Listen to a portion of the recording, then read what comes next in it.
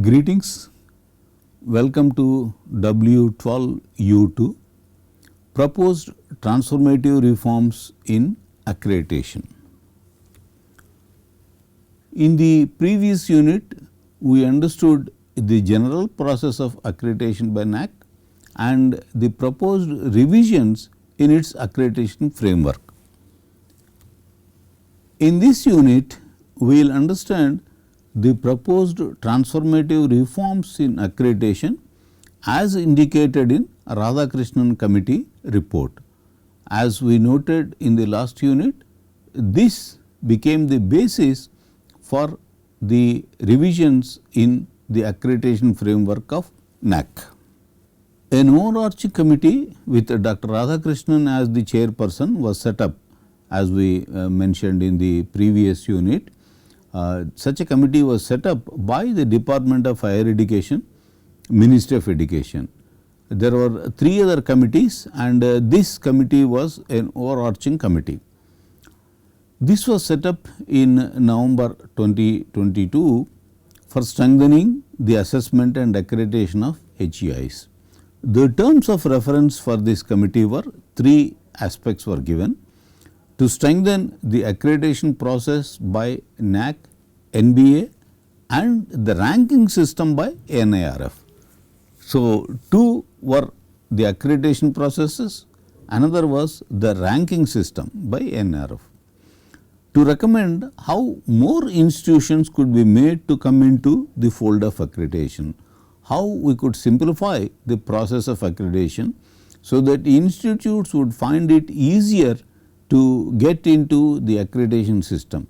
So, how more institutions could be made to come into the fold of accreditation. Then the next term was to prepare a roadmap for aligning NAAC, NBA and NARF to the proposed National Accreditation Council NAAC. This was all as per the suggestions and guidelines issued under NAP 2020. The report of this committee on transformative reforms in accreditation was approved by the Ministry of Education. The report has suggested several reforms in accreditation. After taking into account the inputs from all stakeholders, it held a very large number of meetings with several stakeholders. Lot of brainstorming sessions were held, and based on all this and based on the international standard practices in accreditations and rankings, it evolved certain criteria and produced a report, and in that it made several suggestions for reforms in accreditation. So, it used multiple information sources to arrive at these recommendations, and it took into account the international practices in accreditation also.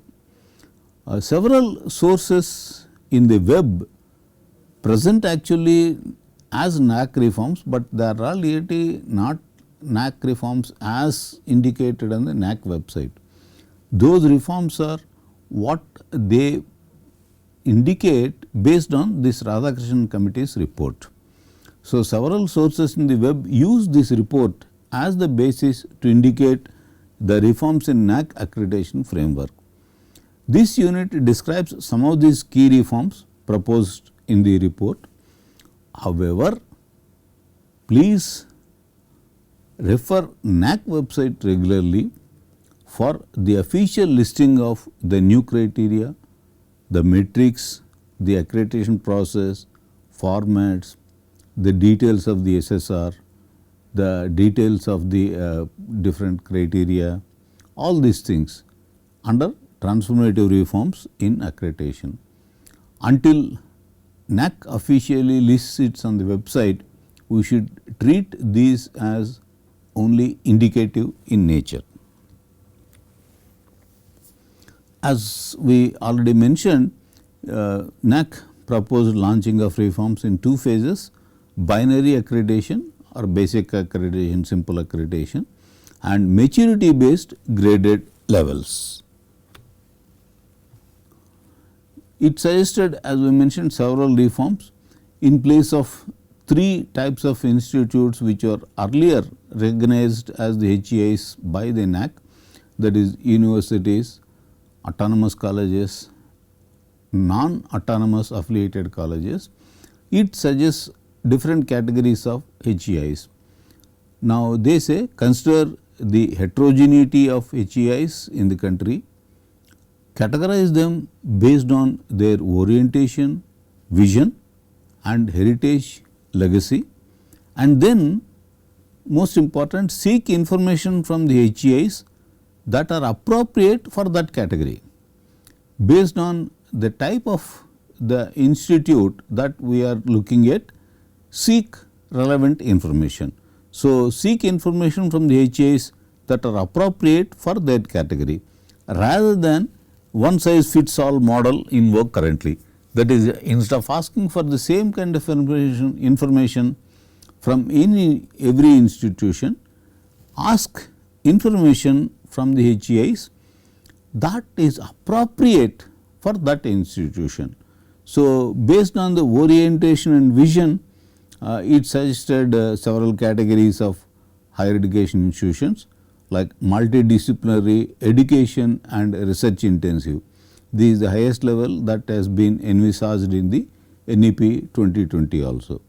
Then research intensive institutes, teaching intensive institutes. Not that a teaching intensive institute does not carry out any research at all, but its main focus is on teaching, undergraduate and postgraduate. Its main focus is not research. So, teaching intensive higher education institutions, specialized streams, vocational and skill intensive institutes, community engagement and service. This has become very important under the NEP also, to ensure that a large number of stakeholders come into the mainstream who have not found an opportunity to get into the mainstream of education at an earlier age. So, the institution can be community engagement and service oriented, rural and remote location. There could be others coming up as NAAC finalizes all these things, but these are what the Radhakrishnan committee has recommended. Then based on the heritage and legacy, old and established institutions, and they could be new and upcoming institutions based on the legacy of the trusts running them. Then it suggested accredit with due consideration for inputs. What it observed is that most of the existing mechanisms are input oriented, whereas we should look at inputs, processes, outcomes and impacts across different attributes of the HEIs. So, it suggested further elaboration of the criteria. So, it right now suggesting 10 criteria: curriculum, faculty resources, learning and teaching, research and innovation, co-curricular and extracurricular activities, community engagement, green initiatives. Notice that the green initiatives now is becoming very important: sustainable development goals, green initiatives, environmental consciousness. These are becoming very important in NBA, NAAC, in the proposed reforms, everywhere in NARF, everywhere these are becoming very important. Governance and administration, infrastructure development, financial resources and management. Across all these criteria, we should look at the metrics for inputs, processes, outcomes and impact, and that information must be sought from the institutes. Then it also suggested one nation, one data platform.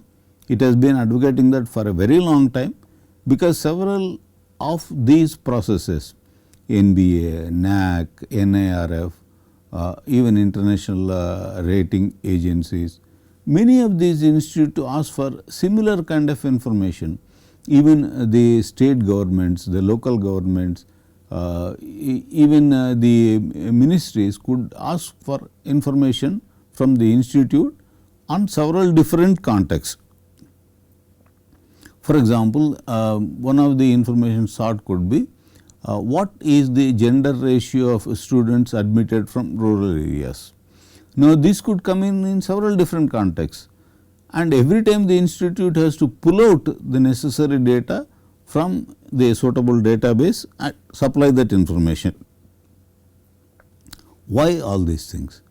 So, this committee very strongly recommends use of a powerful technology to make it very simple to provide this kind of a data. One nation, one data platform. So, it is proposed to have this kind of a technology solution. Single point data entry by HEIs with the provision for yearly updates.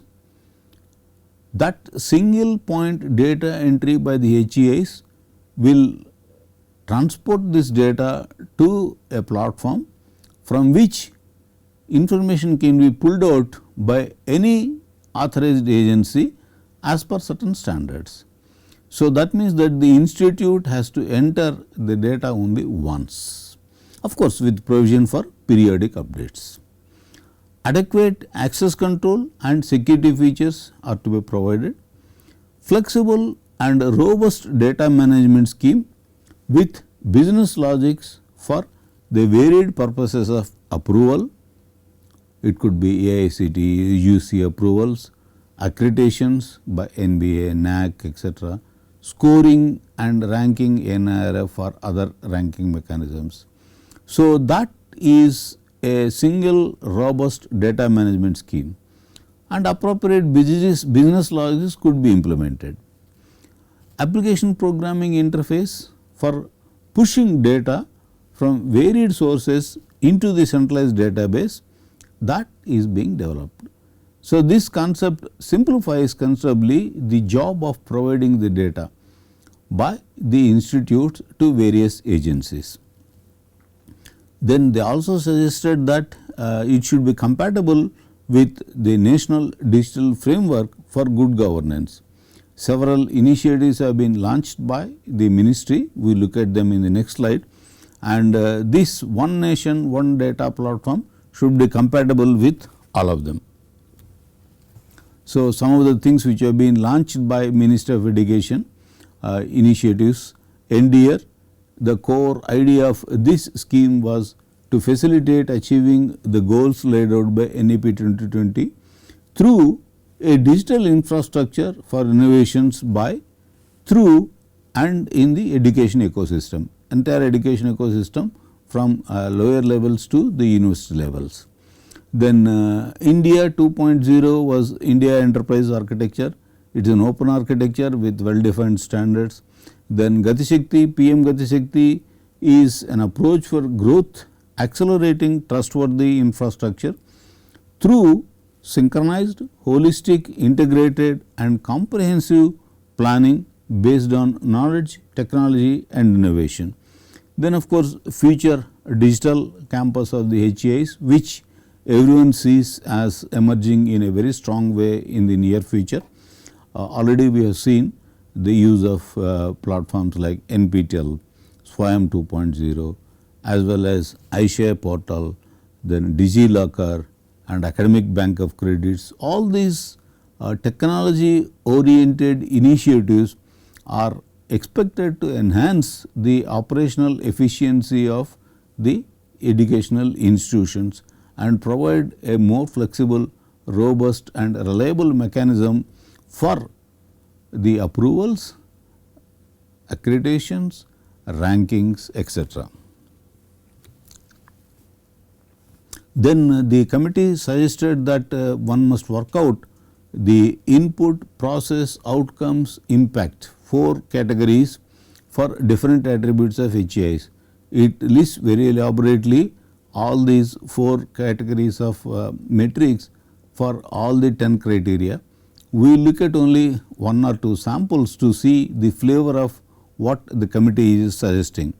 So, the parameters and related variables in the current use are largely input centric, whereas this committee proposes a framework for addressing the 4 elements: input, process, outcomes and impact of each attribute. Of course, these 4 different attributes need to be harmonized. So, the system has to evolve a harmonious set of parameters linked explicitly with all these 4 categories of entities: inputs, processes, outcomes and impacts, and they must pertain to each attribute for each category of the HEIs. For each category of HEI, that could be research intensive institute, it could be teaching intensive institute. So, for each category of the HEI, for each attribute, whether it is a green initiatives or there is curriculum, for each attribute we should look at the inputs, processes, outcomes and impacts, and then we should look at what are the parameters which link all these things together. So, quite a job, but the committees are working in a mission mode on working out all these things. So, once they are done, then they need to identify a simplified superset of essential variables. That means, the variables should be a superset and they should be a simplified set. So, from that set of variables, we should be able to get information regarding all these parameters. So, that simplified superset of essential variables would be truly indicative of such parameters. Then finally, you let assign weightages to these parameters. That becomes a business logic, and that would differ based on the purpose, whether it is approval, accreditation or ranking. This is all pending, but we hope that the NAAC would be able to provide information on its official website as early as can be expected. Just examples of the kind of input, process, outcomes, impact for different attributes. As we said, the committee exhaustively lists for every criterion, but we are looking at just a sample of couple of those things to get a flavor of the kind of information that the committee is recommending. So, the matrix is input, the focus is on basic resources and conditions necessary. The focus of the input matrix should be on the basic resources and conditions necessary. That would include physical infrastructure, human resources including faculty with appropriate qualifications and experiences, financial health, etc. This is a kind of a primary requirement for an institute delivering quality education. Then process, structured processes for utilizing the input resources for achieving the intended outcomes. We have the input resources, we have intended outcomes. Now, what are the processes which transform the inputs to achieve the intended outcomes? So, the processes indicate the structured way of transforming the inputs to achieve the intended outcomes. So, the processes, then the outcomes, that is very important. Already we have seen even in earlier outcome based education principles also. Quantifiable, measurable outcomes for effective process implementation.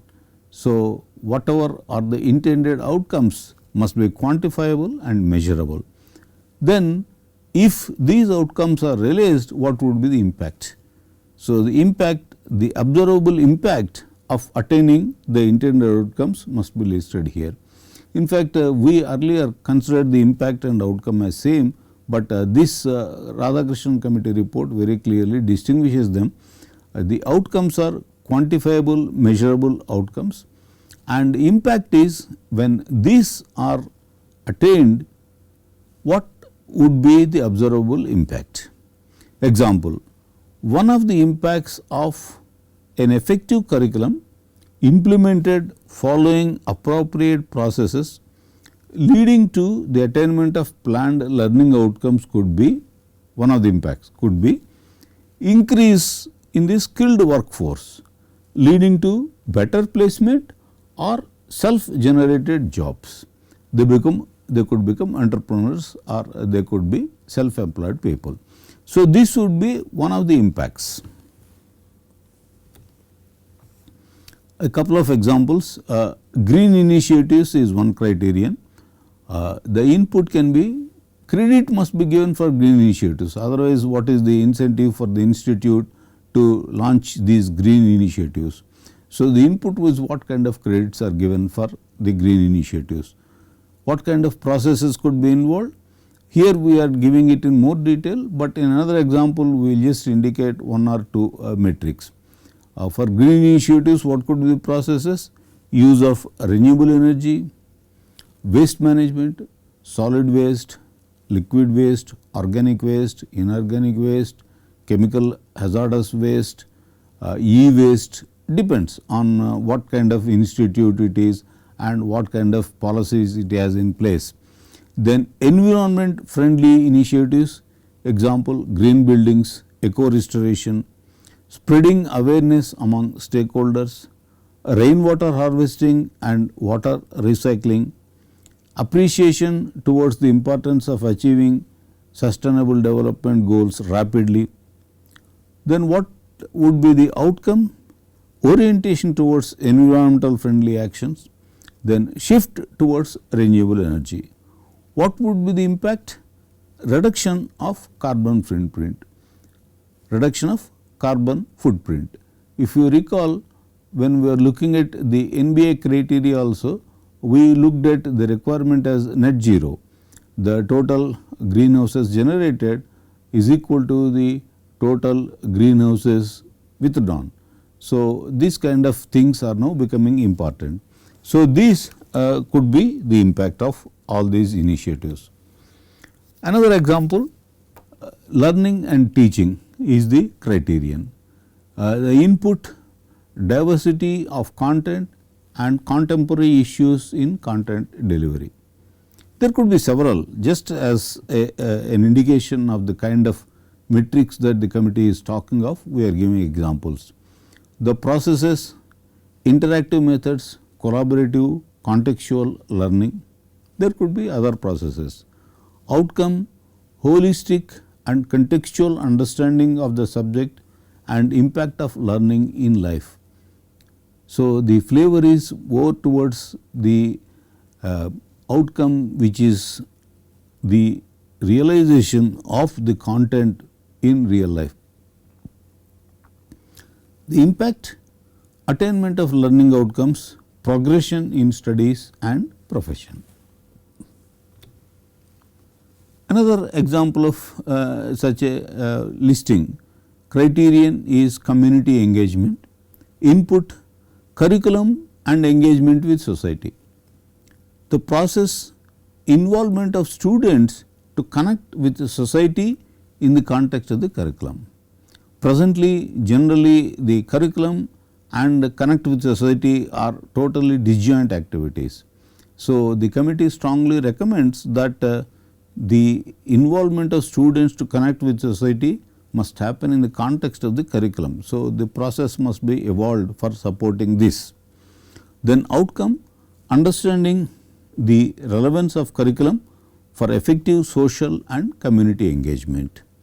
Then impact, there are several, but the obvious visible impact is better acceptability of the institution by the society. This is particularly important if the area is a remote area or a rural area or an area of economic backwardness. It becomes very important to have such an acceptance by the society for the institute.